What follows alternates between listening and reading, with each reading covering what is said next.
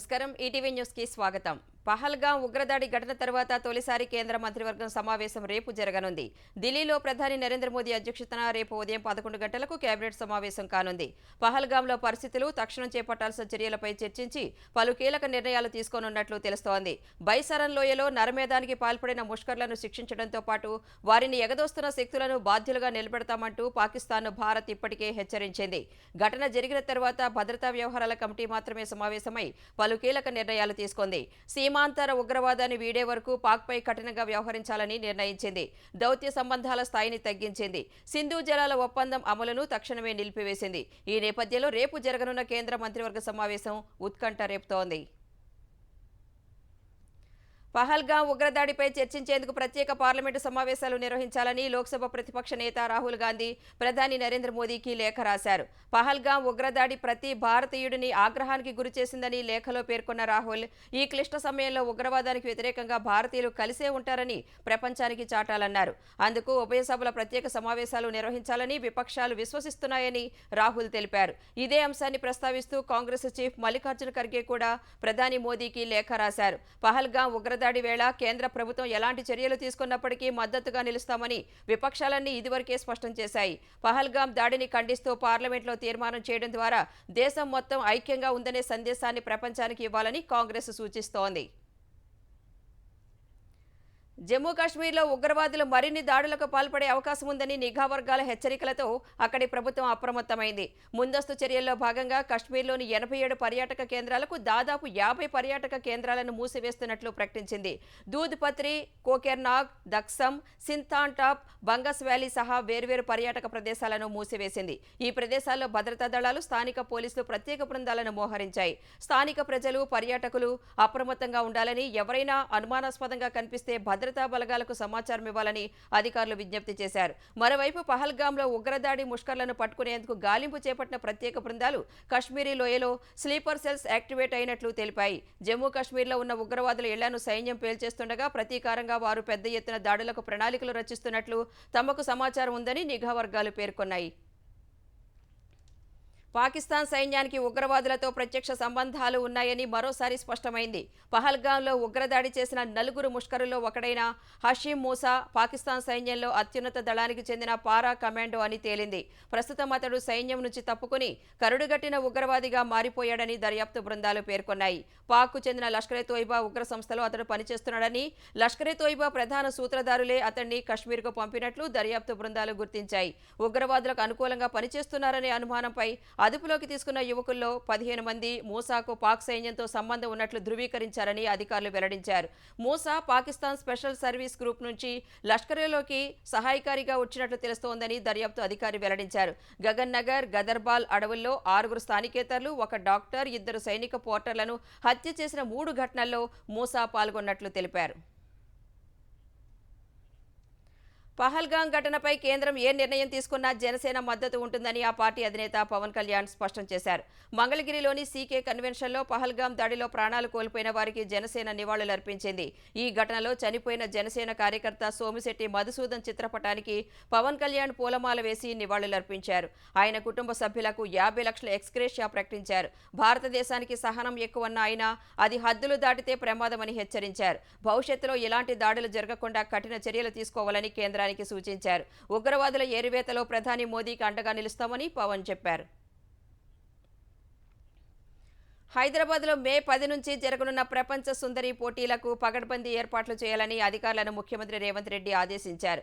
వివిధ శాఖల ఉన్నతాధికారులతో కమాండ్ కంట్రోల్ కార్యాలయంలో సమీక్ష నిర్వహించిన సీఎం ఇప్పటి వరకు జరిగిన ఏర్పాట్లను తెలుసుకున్నారు. పోటీల్లో పాల్గొనేందుకు సుమారు 140 దేశాల నుంచి ప్రతినిధులు రానుండగా వారికి ఎలాంటి అసౌకర్యం కలగకుండా చూడాలని సీఎం తెలిపారు. విమానాశ్రయం, హోటళ్లు, ఈవెంట్లు జరిగే ప్రాంతాల్లో కట్టుదిట్టమైన భద్రతా ఏర్పాట్లు చేయాలని పోలీసు ఉన్నతాధికారులకు ముఖ్యమంత్రి స్పష్టం చేశారు.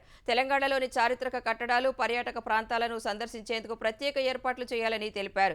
ఏర్పాట్ల పర్యవేక్షణకు విభాగాల వారీగా ప్రత్యేక అధికారులను నియమించాలన్నారు. హైదరాబాద్లో పెండింగ్లో ఉన్న బ్యూటిఫికేషన్ పనులను త్వరగా పూర్తి చేయాలని ఆదేశించారు. మిస్ వరల్డ్ 2025 ప్రారంభం నుంచి పూర్తయ్యే వరకు ఏర్పాట్లు, కార్యక్రమాలపై సమగ్ర ప్రణాళికలు సిద్ధం చేయాలని పేర్కొన్నారు.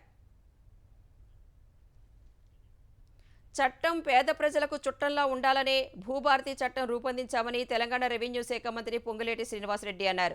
కామారెడ్డి జిల్లా షట్పల్లిలో జరిగిన భూభారతి రెవెన్యూ సదస్సులో పాల్గొన్న ఆయన కాంగ్రెస్ ప్రభుత్వం చేస్తున్న మంచి పనులు చూడలేకే మాజీ సీఎం కేసీఆర్కు దుఃఖం వస్తుందని విమర్శించారు. ప్రతిష్టాత్మకంగా తీసుకొచ్చిన భూభారతి చట్టం దేశంలోనే రోల్ మోడల్గా నిలుస్తుందని ధీమా వ్యక్తం చేశారు. జూన్ 2 వరకు పైలట్ ప్రాజెక్టు మండలాల్లోని భూ సమస్యలు పరిష్కరిస్తామని పేర్కొన్నారు. 10 రోజుల్లోనే గ్రామాల్లో రెవెన్యూ అధికారులను నియమిస్తామని మంత్రి స్పష్టం చేశారు. ఉద్దేశపూర్వకంగా రెవెన్యూ అధికారులు రైతులకు అన్యాయం చేస్తే ఈ చట్టం ద్వారా కఠిన చర్యలు తీసుకుంటామని మంత్రి హెచ్చరించారు. వచ్చే పంటకాలం మొదలయ్యే నాటికి హంద్రీనీవా ప్రధాన కాలువ మొదటి దశ పనులు పూర్తి చేయాలని ఆంధ్రప్రదేశ్ నీటిపారుదల శాఖ మంత్రి నిమ్మల రామానాయుడు ఆదేశించారు. సచివాలయంలో వెలిగొండ, పోలవరం, హంద్రీనీవా, పోలవరం ఎడమ కాలువ పనులపై మంత్రి వీడియో కాన్ఫరెన్స్ నిర్వహించారు.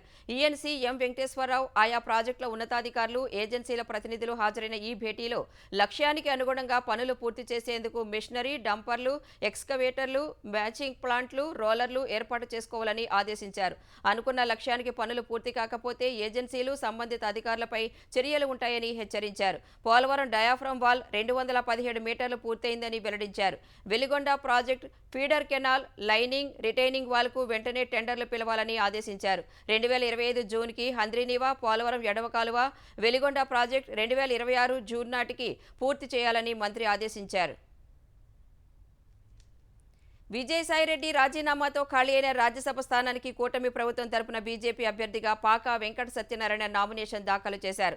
శాసనసభ ప్రాంగణంలో రిటర్నింగ్ అధికారి వనితారాణికి నామినేషన్ పత్రాన్ని ఆయన అందజేశారు. ఈ కార్యక్రమంలో కేంద్ర పరిశ్రమల శాఖ సహాయ మంత్రి భూపతిరాజు శ్రీనివాస్ వర్మ, ఏపీ వైద్య ఆరోగ్య శాఖ మంత్రి సత్యకుమార్ యాదవ్ సహా ఇతర నేతలు పాల్గొన్నారు. పాకా వెంకట సత్యనారాయణకు అభినందనలు తెలిపి సత్కరించారు. ఈ సందర్భంగా ఇచ్చిన అవకాశాన్ని సద్వినియోగం చేసుకుంటూ రాష్ట్రాభివృద్ధి కోసం కృషి చేస్తానని సత్యనారాయణ తెలిపారు. విజయనగరం జిల్లా బొబ్బిలి పురపాలక సంఘం చైర్మన్ పీఠం ఎట్టకేలకు కూటమి కైవసం కానుంది. ప్రస్తుత చైర్మన్ వెంకట మురళీకృష్ణారావుపై ప్రవేశపెట్టిన అవిశ్వాస తీర్మానం నెగ్గింది. అవిశ్వాస తీర్మానానికి అనుకూలంగా 20 మంది కౌన్సిలర్లు మద్దతు తెలుపగా వ్యతిరేకంగా 10 మంది సభ్యులు ఓటు వేశారు. అవిశ్వాస తీర్మానం నెగ్గినట్లు ప్రత్యేక అధికారి రామ్మోహన్ రావు ప్రకటించారు. బొబ్బిలి పురపాలిక సంఘానికి పట్టిన గ్రహణం వీడిందని, మున్సిపాలిటీని అభివృద్ధి పథంలో నడిపిస్తామని ఎమ్మెల్యే బేబీ నాయన తెలిపారు. సీనియర్ ఐపీఎస్ అధికారి పీఎస్ఆర్ ఆంజనేయులపై మరో కేసు నమోదైంది. వైసీపీ హయాంలో ఏపీపీఎస్సీ కార్యదర్శిగా పీఎస్ఆర్ ఆంజనేయులు పనిచేసినప్పుడు మోసం, నిధుల దుర్వినియోగం, మోసపూరిత కుట్రలకు పాల్పడ్డారంటూ విజయవాడ సూర్యారావుపేట పోలీసులు కేసు పెట్టారు. పీఎస్ఆర్ ఆంజనేయులు ఏపీపీఎస్సీ కార్యదర్శిగా ఉన్నప్పుడు గ్రూప్ 1 మెయిన్స్ పరీక్షల జవాబు పత్రాల మూల్యాంకనంలో అవకతవకలు, నిధుల దుర్వినియోగం జరిగిందనే ఆరోపణలు ఉన్నాయి. ఇందుకు సంబంధించి ఏపీపీఎస్సీ నుంచి అందిన నివేదిక ఆధారంగా కేసు నమోదు చేసి విచారణ జరపాలని సీఎస్ విజయానంద్ డీజీపీని ఆదేశించారు. ఈ మేరకు పీఎస్ఆర్ ఆంజనేయులపై సూర్యారావుపేట పోలీసులు కేసు నమోదు చేశారు. రహస్యంగా ఉంచిన ఈ కేసు విచారణ బాధ్యతలను ఓ సీనియర్ అధికారికి అప్పగించినట్లు తెలుస్తోంది. తిరుపతిలో నిర్మాణంలో ఉన్న భవనం పైనుంచి పడి 3 కార్మికులు దుర్మరణం చెందారు. మంగళం సమీపంలోని తుడా క్వార్టర్స్లో భవన నిర్మాణం జరుగుతుండగా ఎప్పటిలాగానే కార్మికులు టిఫిన్ చేసి పని మొదలుపెట్టారు. ఈ క్రమంలో ఒక్కసారిగా 5 అంతస్తుల భవనం పైనుంచి జారిపడి 3 కార్మికులు మృతి చెందారు. వారిని శ్రీకాళహస్తికి చెందిన బోటతొట్టి శ్రీనివాసులు, వసంత్, కె శ్రీనివాసులుగా గుర్తించారు. సిమెంట్ ప్లాస్టరింగ్ చేస్తుండగా కర్రకు కట్టిన తాడు తెగిపోయి పైనుంచి పడినట్లు ప్రత్యక్ష సాక్షి చెబుతున్నారు. G+3 నిర్మాణానికి అనుమతులు తీసుకుని G+5 భవనం నిర్మిస్తున్నట్లు తెలిసింది. రంగారెడ్డి జిల్లాలో భూదాన్ భూముల వ్యవహారానికి సంబంధించి 27 మంది ఐఏఎస్, ఐపీఎస్ అధికారుల భూములను నిషేధిత జాబితాలో పెట్టాలన్న హైకోర్టు తీర్పును 3 అధికారులు సవాల్ చేశారు. ఈ నెల 24న ఏకసభ్య ధర్మాసనం ఇచ్చిన తీర్పుపై మహేష్ భగవత్, స్వాతి లక్రా, సౌమ్య మిశ్రా అప్పీలుకు వెళ్లారు.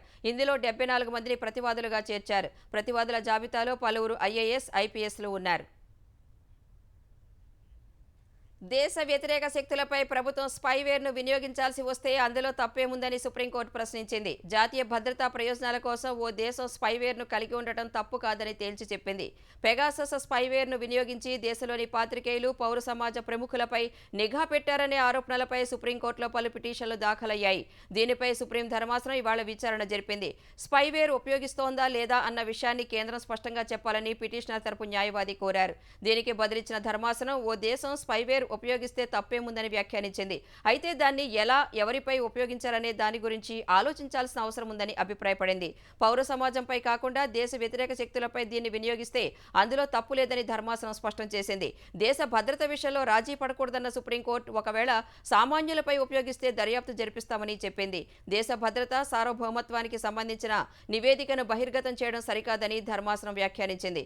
అనంతరం కేసు విచారణను జూలై 30కి వాయిదా వేసింది. ఓ పోలీసు ఉన్నతాధికారిపై కర్ణాటక సీఎం సిద్ధరామయ్య చేయి చేసుకోపోయిన వీడియో వైరల్గా మారింది. బెళగావిలో కాంగ్రెస్ నిర్వహించిన ఓ నిరసన ర్యాలీలో సిద్ధరామయ్య పాల్గొన్నారు. అదే కార్యక్రమానికి కొందరు బీజేపీ మహిళా కార్యకర్తలు హాజరయ్యారు. సిద్ధరామయ్య ప్రసంగిస్తుండగా వారు రాష్ట్ర ప్రభుత్వానికి వ్యతిరేకంగా పెద్ద ఎత్తున నినాదాలు చేయగా గందరగోళం చెలరేగింది. ఆగ్రహించిన సీఎం అక్కడ భద్రతా విధుల్లో ఉన్న ఓ పోలీసు అధికారిని వేదిక వద్దకు పిలిచారు. పోలీస్ ఏదో చెప్పేలోపే ఆయనపై ముఖ్యమంత్రి చేయి పైకెత్తారు. దేశ భవిష్యత్తు కోసం యువతను సిద్ధం చేయడంలో విద్యా వ్యవస్థ కీలక పాత్ర పోషిస్తుందని ప్రధాని నరేంద్ర మోదీ అన్నారు. అందుకే విద్యా వ్యవస్థను ఎప్పటికప్పుడు ఆధునీకరిస్తున్నామని తెలిపారు. ఢిల్లీలోని భారత మండపంలో నిర్వహించిన వైయూజీఎం కాంక్లేవ్లో ప్రధాని పాల్గొన్నారు. ఈ సందర్భంగా పరిశోధనలను విస్తృతం చేసేందుకు Wadhwani foundation, IIT Kanpur, IIT Bombay, Anusandhan, national research ఫౌండేషన్ల మధ్య ఎంఓయూ కుదిరింది. తరువాత ప్రసంగించిన ప్రధాని భారత భవిష్యత్తు కోసం కృత్రిమ మేధను ఉపయోగించడమే తమ ప్రభుత్వ లక్ష్యమన్నారు. ప్రతి భవిష్యత్తు సాంకేతిక పరిజ్ఞానానికి ప్రపంచంలో భారత్ను కేంద్ర బిందువుగా తీర్చిదిద్దేందుకు కృషి చేయాలని పిలుపునిచ్చారు. 2013-14 సంవత్సరంలో పరిశోధన, అభివృద్ధి రంగానికి కేటాయించిన స్థూల వ్యయం 60,000 కోట్లు మాత్రమే అని తెలిపిన మోదీ దాన్ని తాము 1,25,000 కోట్లకు పెంచినట్లు వెల్లడించారు. ఐఐటి కాన్పూర్, ఐఐటి బాంబేలలో AI, intelligence systems, bioscience, biotechnology, ఆరోగ్యం సహా ఔషధాల సూపర్ హబ్లు ప్రారంభించినట్లు తెలిపారు. వివేక హత్య కేసులో కడప ఎంపీ అవినాష్ రెడ్డి సహా మిగతా నిందితుల బెయిల్ రద్దు చేయాలంటూ దాఖలైన పిటిషన్పై సుప్రీంకోర్టులో విచారణ జూలై చివరికి వాయిదా పడింది. వివేక కుమార్తె సునీత వేసిన పిటిషన్పై కౌంటర్ దాఖలు చేసేందుకు నిందితుల తరపు న్యాయవాదులు సమయం కోరారు. డాక్యుమెంట్లు నిన్ననే అందాయని, పరిశీలనకు సమయం కావాలని అభ్యర్థించారు. అందుకు అంగీకరించిన ధర్మాసనం విచారణను వాయిదా వేసింది.